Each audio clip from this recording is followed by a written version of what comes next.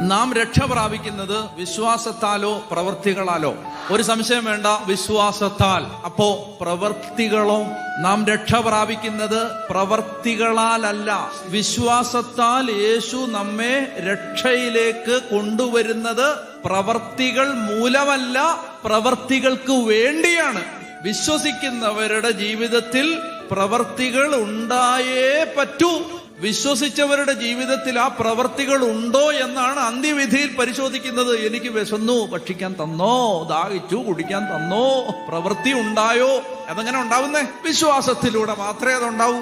അതാണ് ഗലാത്യരിൽ വചനം പറയുന്നത്, പരിച്ഛേദനമോ അപരിച്ഛേദനമോ കാര്യമില്ല, സ്നേഹത്തിലൂടെ പ്രവർത്തന നിരതമായ വിശ്വാസമാണ് സുപ്രധാനം. എന്ത് വിശ്വാസം? Faith which is active through charity, active through love.